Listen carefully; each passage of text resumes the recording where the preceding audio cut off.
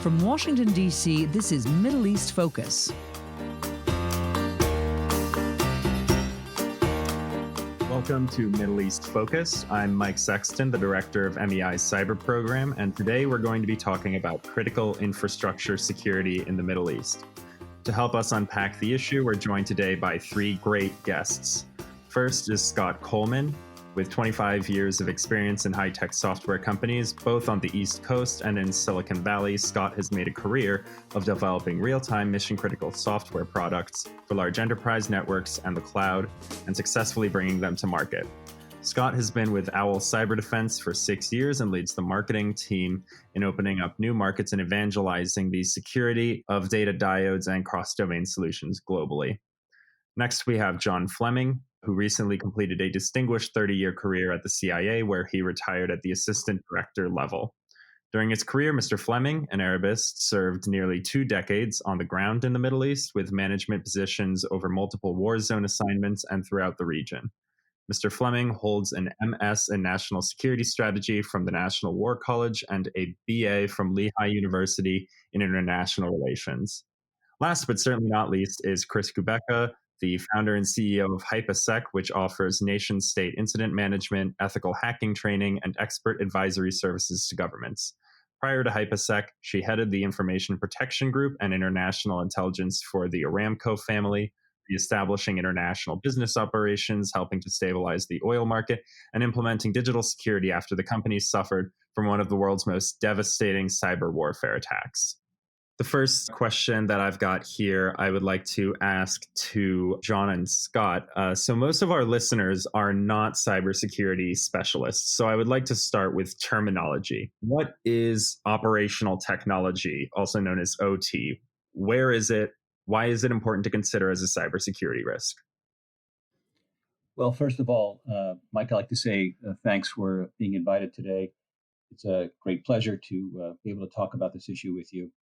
So when we're talking about operational technology, what we're really talking about is networked hardware and software that monitors and controls industrial equipment and processes. I think what is important about understanding the threat when we're talking about these systems is that they're increasingly found in pieces of critical infrastructure, so that the consequences of a cyber attack are much greater than some embarrassing emails. You could have, for example, electrical power grid could fail. You could have infrastructure like oil processing facilities endangered. So, and I think the other thing to note is that this is not a phenomenon that's diminishing. In fact, as the power of networks grows, these bits of critical infrastructure and pieces of equipment are increasingly more networked, not less. And so the threat is a growing one, and one that we at Owl are keeping our eyes on. I mean, Scott, if you have anything to add. Sure, John. So the point I'll add here is that it's different from your typical IT environment. So the OT environment is running critical infrastructure. It's running plants, refineries, power grid, power generation facilities, et cetera. It is distinct from IT in that it needs to be operational 24/7. This is not equipment that you reboot because something's not working right, et cetera. Once it's up and running, it needs to stay operational. And the perspective that the OT engineers bring is very different than you would have from an IT engineer who's maintaining operations at headquarters. And it has different implications, and there's different perspectives that those folks bring to the table. Great, thank you for that. Chris, cybersecurity is usually treated as a technical issue and not the concern of broader C-suite and government executives necessarily. However, the cybersecurity risk to operational technology, as kind of outlined by John and by Scott, is more pronounced than it is with a standard IT problem. So do the executives in these companies and the government officials who interface with them appreciate the scope and the severity of the problem? Well, some do. However, there are way too many that still don't. And I think part of the issue is looking at the overall risk from the IT portion and the OT portion and how it can affect a business, an organization, or critical national infrastructure. And I think One of the reasons for this is lots in the C suite or ministerial level still don't quite understand, firstly, some of the basics of IT, much less some of the basics of OT security. And this is very problematic because frequently it's looked upon more at the perspective of, well, if it works, that's what we need to be concerned about, not when it doesn't work. And unfortunately, with increased, say, industrial IoT or integration of IT. If I can just pause you for a moment there, if you would mind spelling out for our non-technical listeners what IoT is. Internet of Things. And so we're getting a lot more of this, including industrial Internet of Things. And there's a lot of IT equipment that's also being integrated in control environments. And when that happens, then those IT vulnerabilities are introduced into an environment that was originally normally never designed to accept those types of risks. For Scott and for John, the Middle East has heavily resource-based economies, limited access to fresh water, and often scorching temperatures that can make air conditioning a public health necessity. So in terms of reliance on operational technology, a lot of these countries look like glass houses. So what systems are adversaries most likely to target, and where are the repercussions of an attack most grave? The Shamoon attacks in 2014, which I think Chris knows a thing or two about, as well as the real world UAV attacks against the Abqaiq facilities at Aramco in 2019, suggest that the main adversary in the Gulf, which is a kind of a euphemism we would throw around the intelligence community, meaning Iran, right? That Iran prioritizes Saudi oil facilities as a higher priority for infrastructure attack. And there are very practical reasons for that, right? It causes the Saudi government to have to expend resources that might otherwise be used against Iran. It kind of puts the Saudi leadership on their back foot, and it sows some doubt among the general population about the confrontational or anti-Iran policy of the Saudi government.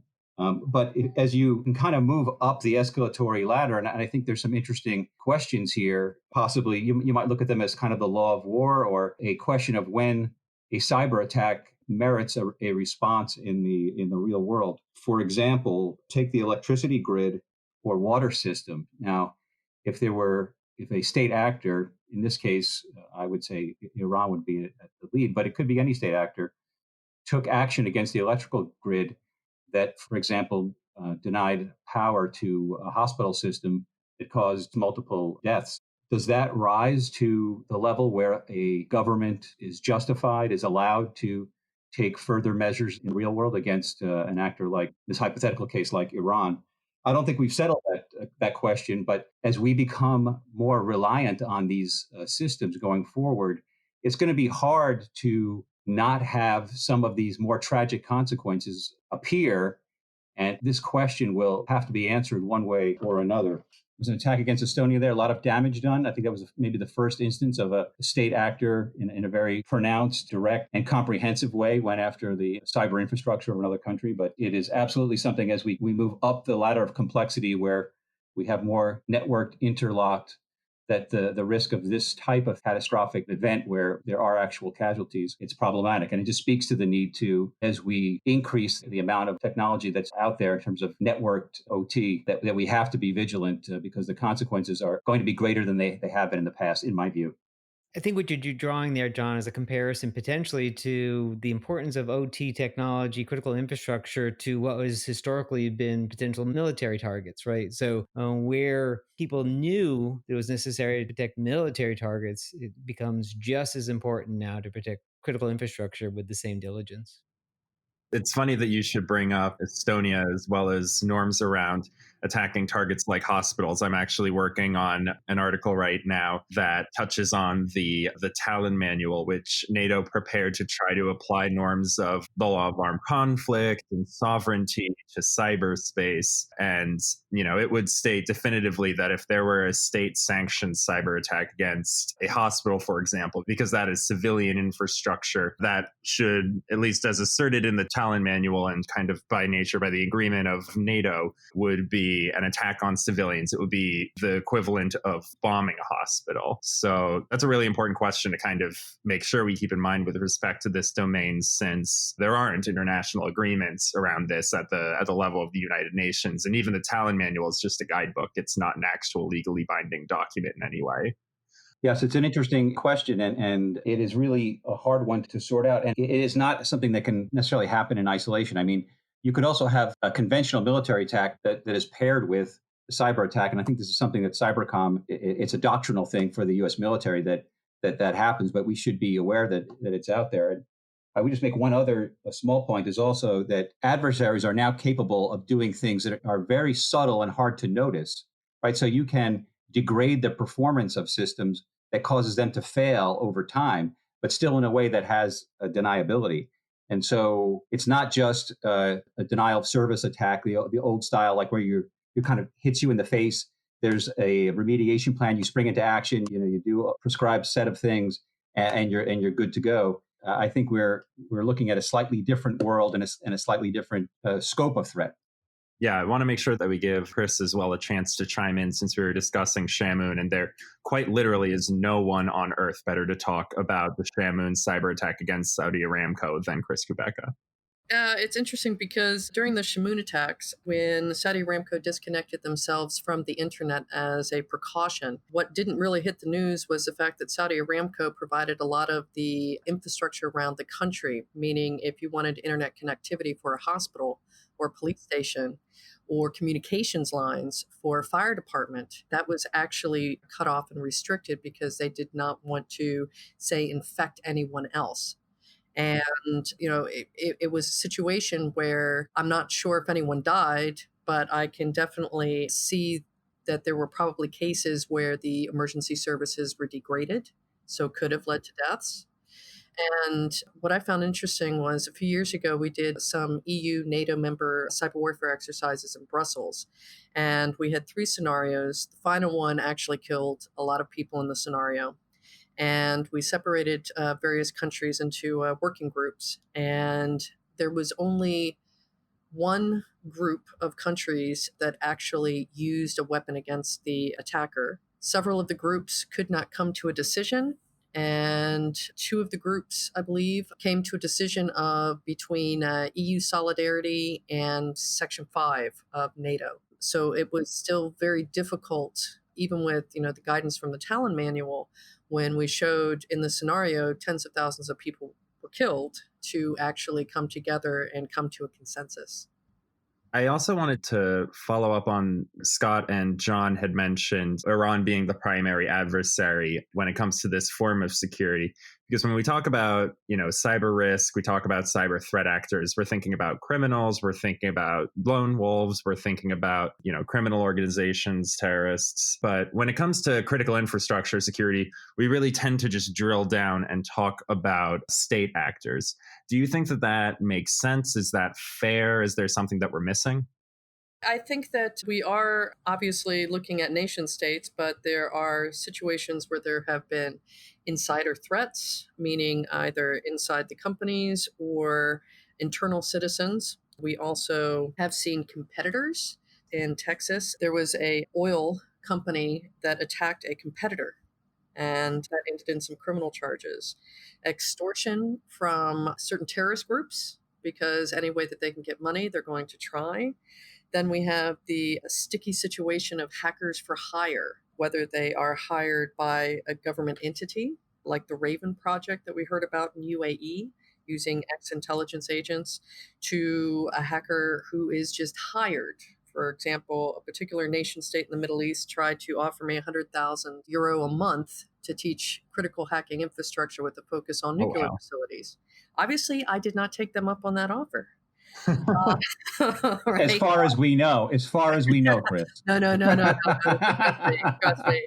I would have paid off my house. Seriously. Then we also have to look at hacktivists. Now, some people don't like coal plants, for example, and things like that can be affected. And also, depending on how fragile and exposed some of these systems are, the curious-minded might find them, not know what they're doing in particular, and affect those particular systems. That's great stuff to keep in mind, just contextualizing the other threat actors, when it comes to terrorists, hacktivists, and whatnot. For John, the Middle East, especially around the Persian Gulf and these petrochemical heavy economies, they're quickly beginning to adopt 5G technology infrastructure, which has really wide reaching implications for the Internet of Things, which Chris previously mentioned, things like driverless cars and surveillance systems. So, how is 5G going to change the operational technology landscape, and what impact is it going to have on its security and risk? Well, it's an excellent question. And I think it's a little bit too early to talk in great detail about specifics.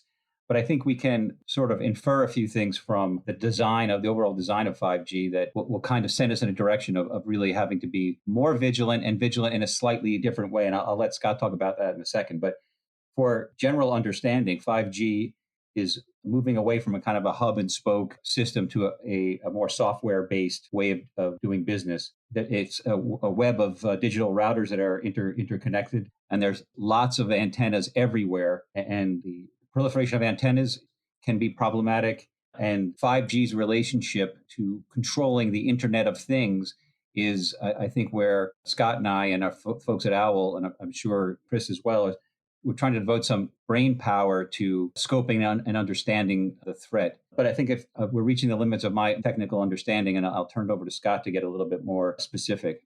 Sure. As John alluded to, like lots of antennas because it's a true mesh kind of a network. So versus a large mesh, if you will, which is all the cell towers that we've got spread across a region, this mesh becomes very dense, something on the order of, potentially 500 feet between antennas. So this is not something you put a couple of antennas along a highway or something, you're covered. This is much more dense. And that's why obviously they're rolling out in cities, urban areas first. Now, it does have implications because it uses high frequency. It's not great at penetrate buildings or solid masses, basically. And so when you look at things like power plants and that kind of thing, they tend to be out in the middle of nowhere with a lot of heavy, the buildings themselves are extremely sturdy. And so it's certainly going to have its impact. There's no doubt about that, right? Just in the same way as all wireless to date has impacted things.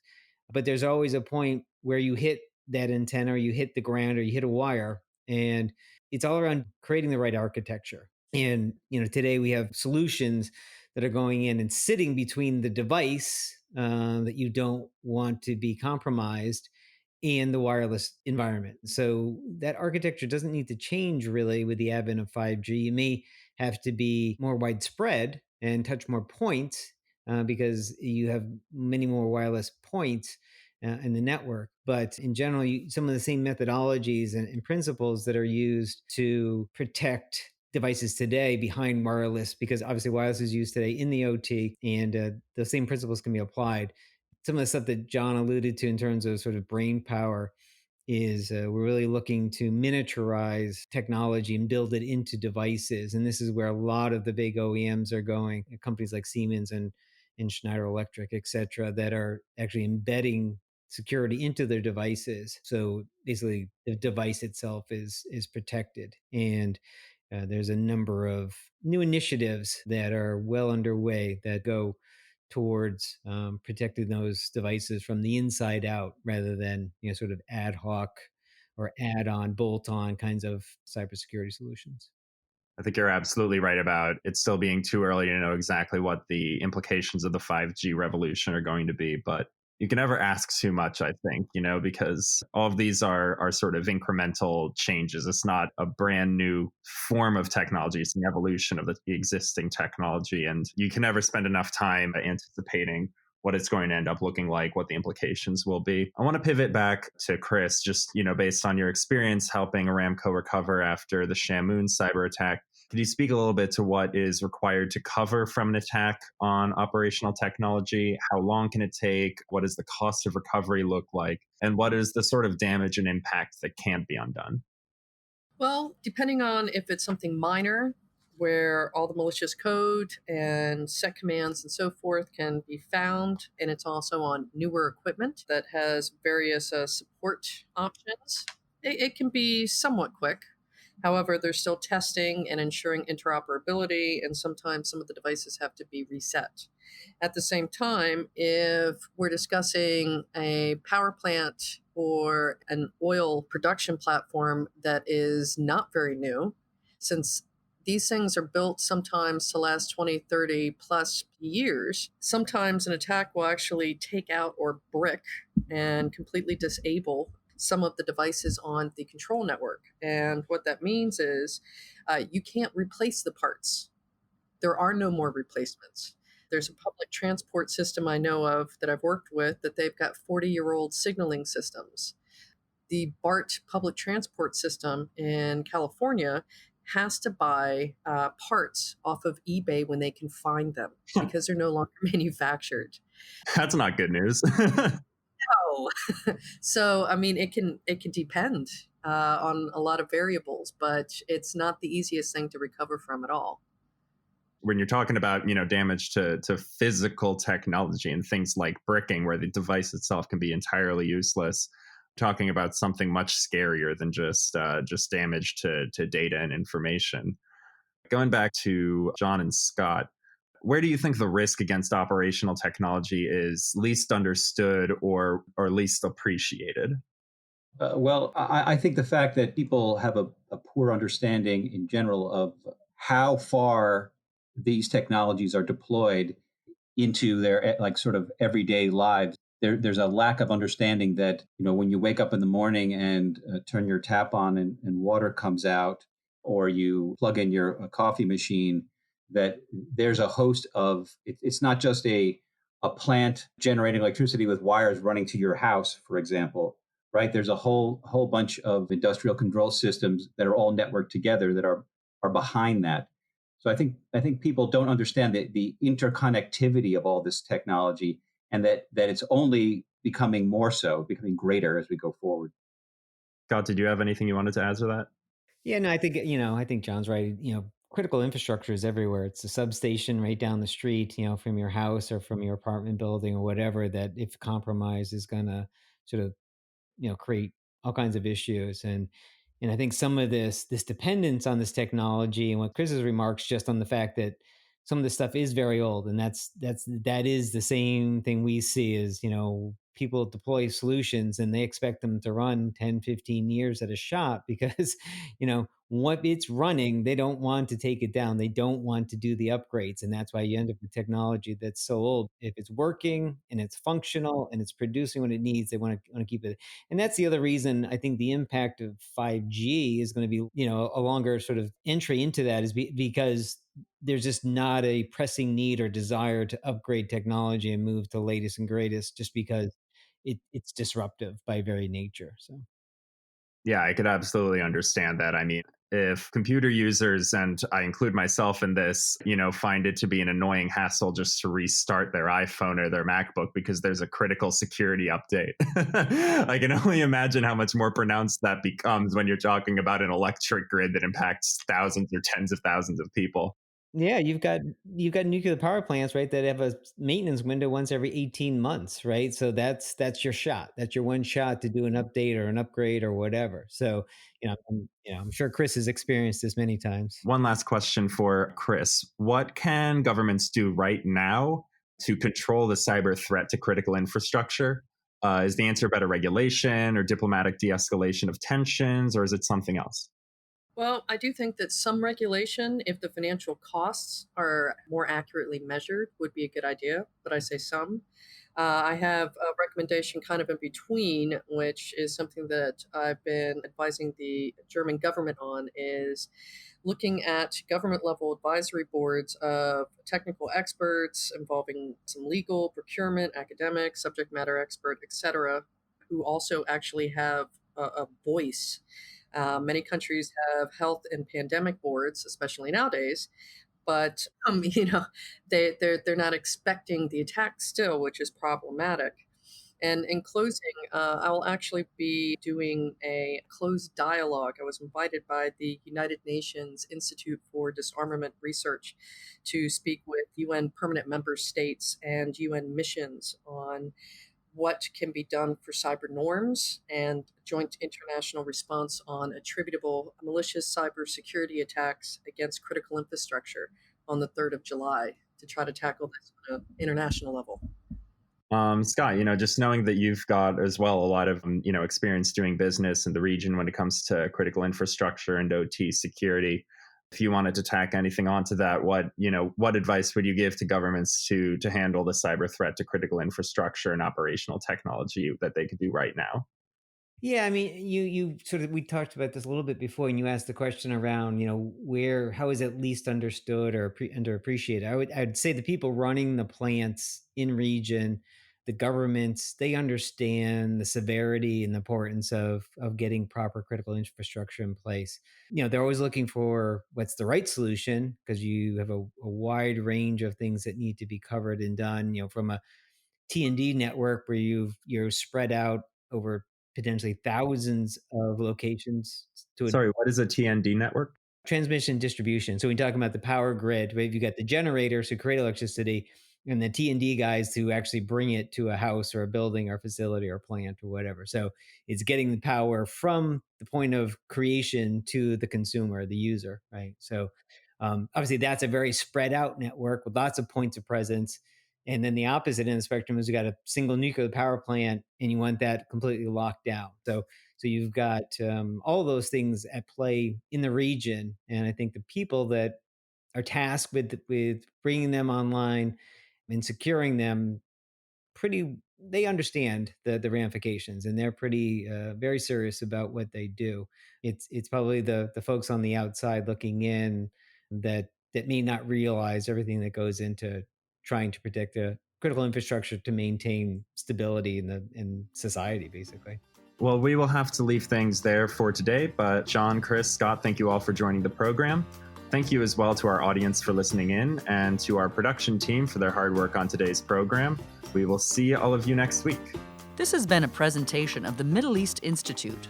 To support MEI's programs and podcasts, please donate at www.mei.edu. Thank you for your support.